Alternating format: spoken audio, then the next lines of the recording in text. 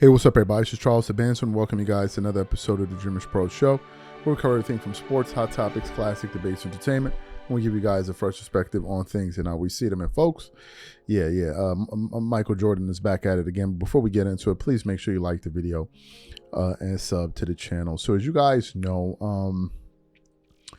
a lot of people were excited to hear from MJ because we finally got a chance to hear what he had to think about some of the major issues that are affecting the NBA. The last show that we did made a lot of headway. Then Shams got exposed in the process of that.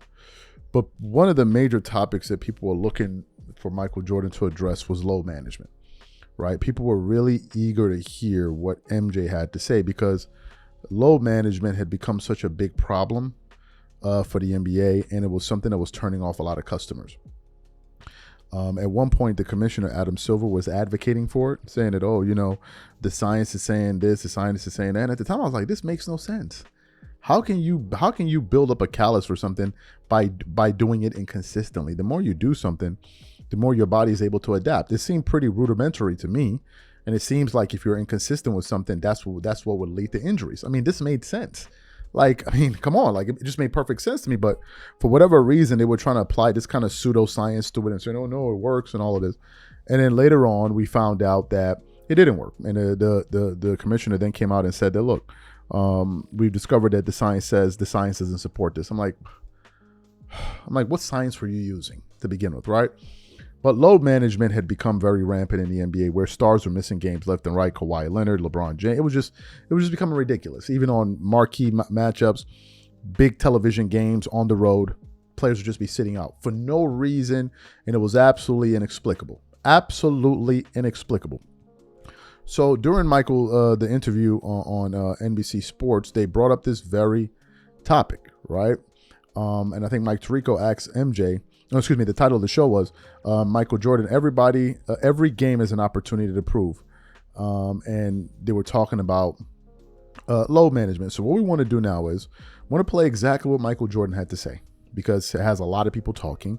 And I want to come back and continue on the show. Take a listen to MJ here.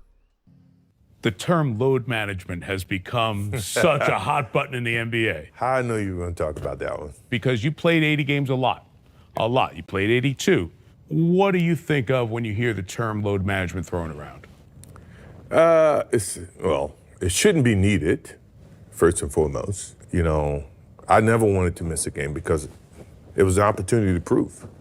It was something that I felt like, you know, the fans are there to watch me play. I want to impress that guy way up on top who probably worked his ass off to get a ticket or to get money to buy the ticket. You really cared about the guy who sat in the top deck at the Palace in Auburn Hills to watch you when you came to Detroit? Yeah, because I know he's probably yelling at me, and I want to shut him up.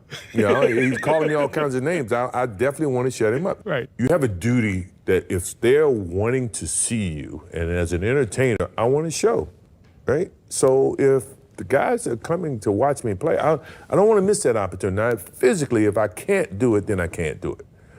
But physically, if I can do it, and I just don't feel like doing it, that's a whole different lens. So give me the first time that you came to that fork in the road in your career where you could have sat down and missed a game, but you fought through. Started my career. Okay. I twist my ankle. And I had a teammate. He says, you twist your ankle, young fella, come over and sit with me. You know, this is you need to. I said, no, man. I'm trying to make a name for myself. There's no way I can sit. You know, I need to get out there and show what I'm capable of. I want to play. I want to win. I want to make an impact. And I twisted my ankle. I taped it up, and I went back out, and I played. I always felt that. I always felt the necessary need that I could never leave my comrades out if I could perform, right? Even if I couldn't. Utah, great example. You know, everybody said the flu game. It's game 5, which is a very pivotal game. I was going to find a way to get out there, even if I was a decoy. Well, once I got out there, you know, you never know how, you know, pushing yourself, you never know what happens, right? So that night you got out there and you found you could do more than you thought you were going to be able to do. Next thing you know, the emotions, the situation, the need of the team, you know, all those things catapulted me to, I'm going to gut this thing out. You know, back to your point of what load management is, you know, you play basketball 2.5 hours a day, 3 hours a day, right? That's your job. That's what you get paid to do as an NBA player. What are you doing the other 21 hours?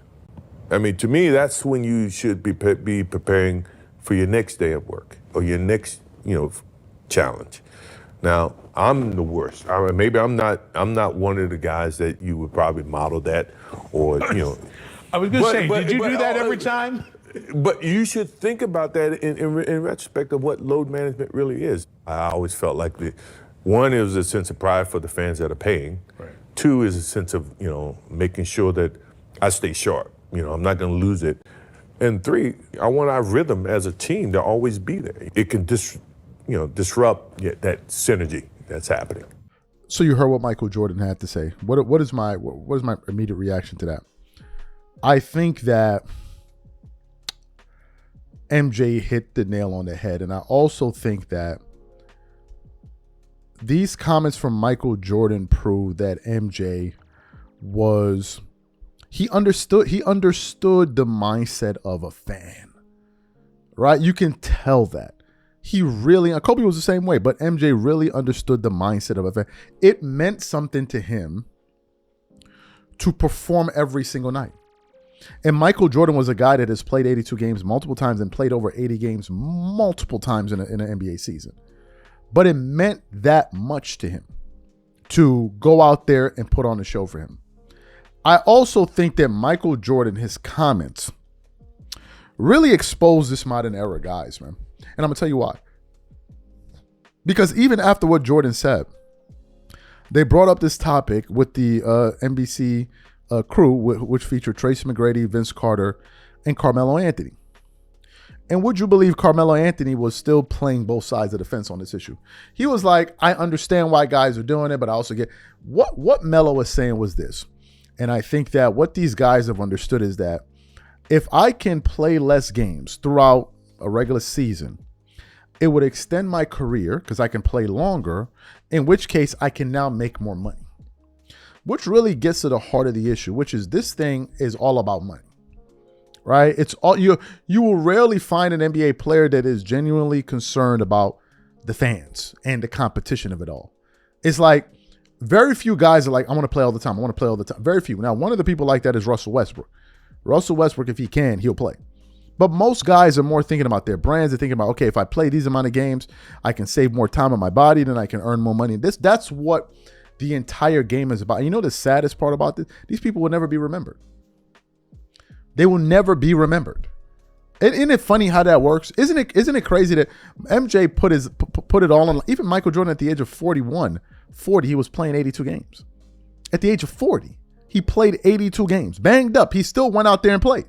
He still went out there. So if Michael Jordan can do it as great as he is, as accomplished as he is, who are you to not do it? Who are you? And this is what I keep saying. This is the cupcake era. And some of these younger fans wonder why some of us here in our 30s don't. Why don't you like them? No, we don't like them.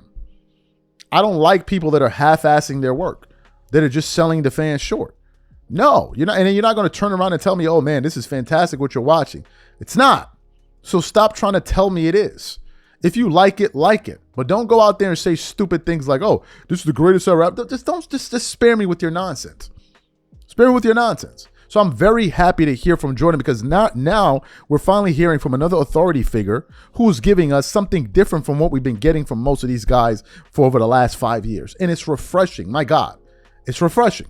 People keep talking about, oh, Michael Jordan should be the commissioner. They will hate him. They will hate him. Do you know why? Because he will have too many expectations. He's like, what are you doing for the rest of the year? Like 2-3 hours. What are you doing for the rest of the day? I think it was fantastic, and it's good to hear from Michael Jordan again. Whatever you guys think, please leave your thoughts in the comment section. We catch you on the next show. I'm out. Peace.